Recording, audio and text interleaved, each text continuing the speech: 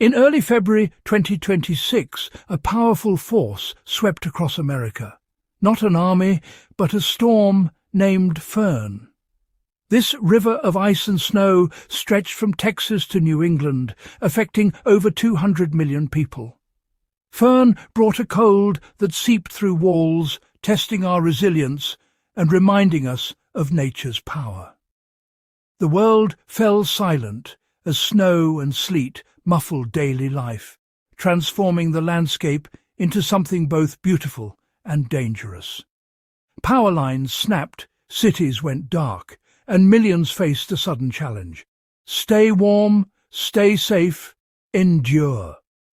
But this is not just a story of hardship, it's about the resilience and resourcefulness that emerged. We'll explore the lessons Fern taught us, how to prepare, adapt and survive when the modern world switches off. Through the stories of families and communities, we'll see how small choices made a big difference.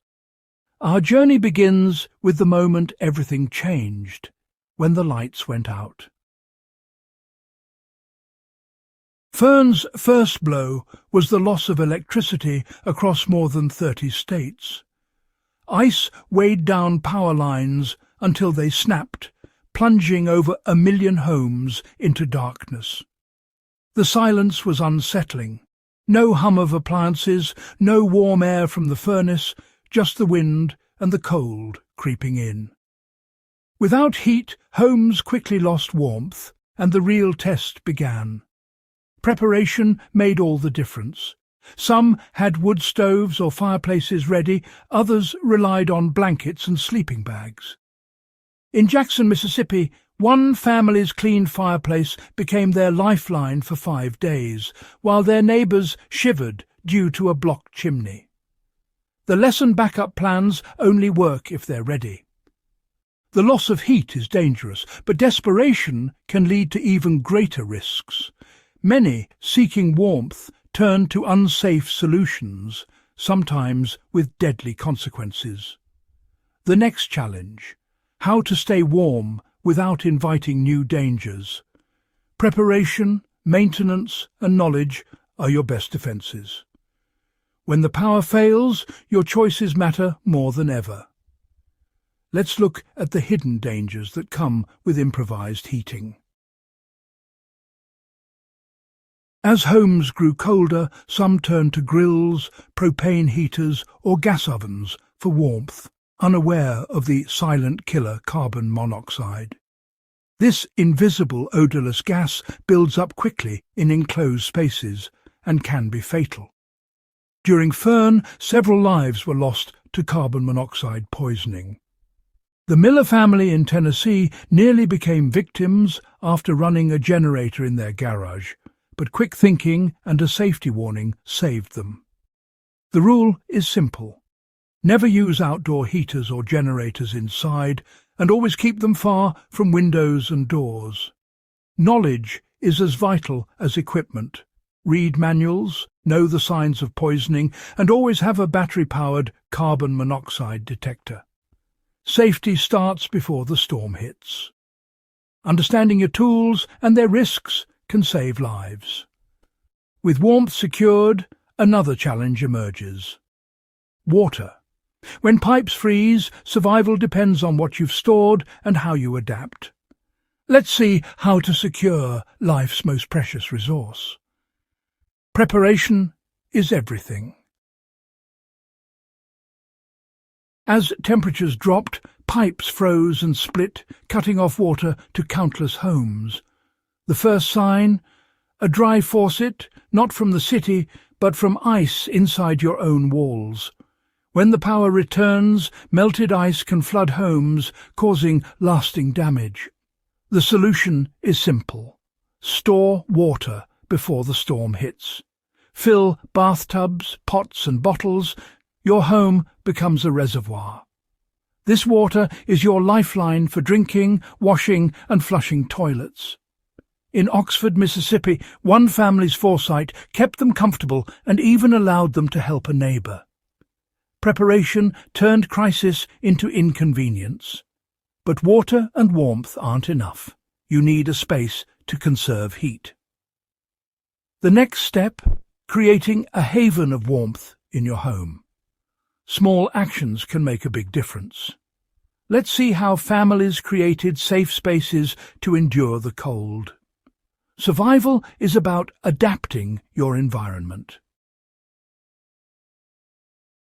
When the power fails, heating the whole house is impossible.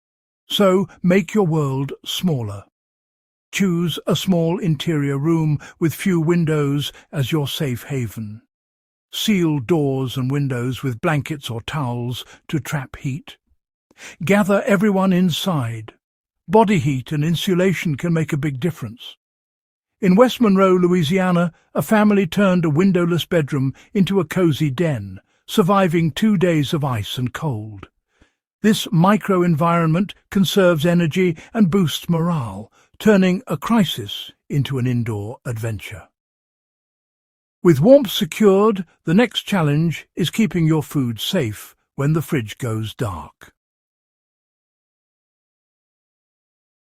When the power goes out, your fridge and freezer become ticking clocks. Keep doors closed. Refrigerators stay cold for about 4 hours, freezers up to 2 days if full. Use coolers for frequently needed items to minimize opening the main units. If it's freezing outside, use nature as your freezer. Store food in sealed containers on a porch or balcony. In Corinth, Mississippi, one family saved their food by adapting to the cold outdoors. Discard any perishable food above 40 degrees for more than 2 hours. Managing your food supply is critical for energy and health. Adapt to your environment and use what you have. Survival is about resourcefulness. But the storm's end brings new challenges. Let's look at the aftermath. When the power returns, relief is immediate. But the aftermath brings its own dangers. Melting ice can cause branches to fall and roofs to shed heavy sheets, while roads remain hazardous. Damage is everywhere. Fallen trees, broken pipes and flooded homes. Beware of unlicensed contractors offering quick fixes. Document all damage and contact your insurance before making repairs. Hire only licensed, insured professionals and never pay large deposits up front. Recovery is more than physical. It's emotional. Check on neighbours, especially the vulnerable, and share reliable information. Community support is vital in the days after a storm. The storm isolated us, but recovery brings us together. The true impact of Fern is seen in how we help each other rebuild. Now, let's explore the power of community in survival. Survival during Fern wasn't just about individual grit, it was about community. In Adamsville, Tennessee, neighbors shared firewood to keep an elderly man warm. In West Monroe, Louisiana, families pooled food and turned a disaster into a block party. These acts of kindness made the difference between hardship and hope. Your greatest survival asset may be your relationship with your neighbors. Knowing who needs help and who can offer it creates a resilient network. Preparation isn't just supplies, it's connection. In crisis, community is our strongest defense. Winter storm. Fern reminded us of our vulnerability and our strength. The storm has passed, but its lessons remain. Prepare, adapt, and connect. Simple steps, creating a warm room, storing water, using heaters safely, can save lives.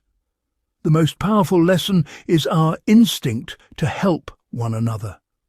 Let Fern's legacy inspire you to build bonds in your community. Now is the time to act, make a plan, gather supplies, and get to know your neighbours. Share your own stories and tips.